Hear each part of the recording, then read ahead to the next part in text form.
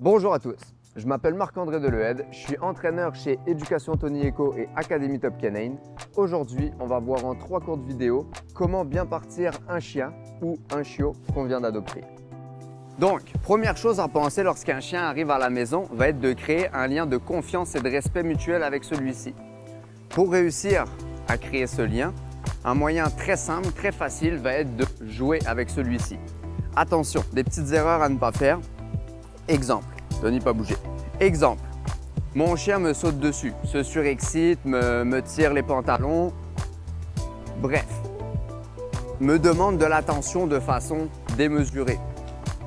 Je ne vais pas répondre à ces demandes d'attention. Pourquoi? Parce que je risquerais de créer une escalade. Assez rapidement, le chien va se surexciter de plus en plus, jusqu'à avoir ce qu'il veut.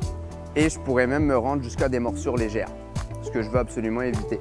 Donc, pour réussir à jouer de façon saine avec mon chien, je vais moi-même choisir le moment où je joue avec celui-ci. Que mon chien joue dans son coin, c'est correct, c'est parfait. Mais quand moi, je décide de jouer avec, c'est quand je le décide. Exemple, le matin, j'ai fini mon petit déjeuner, il me reste 20 minutes avant de partir au travail. Très bien, je vais sortir ma corde ou ma balle et jouer avec mon chien. Tony, go!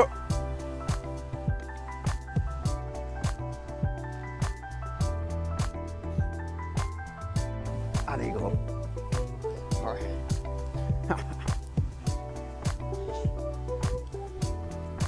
Donc, je joue avec mon chien. Je crée un lien de confiance avec celui-ci. Plus qu'un lien de confiance, on pourrait presque appeler ça un lien d'amitié. Une fois que c'est terminé, mes 20 minutes sont écoulées. Oh, petit gars, t'as failli t'étouffer. Il faut que je parte au travail. Ok, calme. J'arrête le jeu moi-même. Je décide quand le jeu commence et se termine. Par la suite, si je lâche la corde, mon chien décide de continuer à jouer, c'est correct, mais moi j'ai terminé. Il faut que le chien respecte le fait que je commence et que j'arrête de jouer quand ça me tente. L'heure du repas.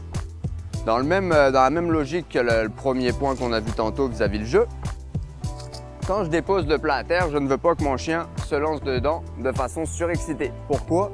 Pour ne pas encourager la surexcitation à l'heure du repas. Sinon, on part encore une fois sur une escalade. Plus ça va, plus le temps passe, plus le chien est excité à l'heure du repas. On ne comprend pas pourquoi, ça devient problématique. L'heure du repas peut aussi devenir un outil pédagogique. Tony, assis.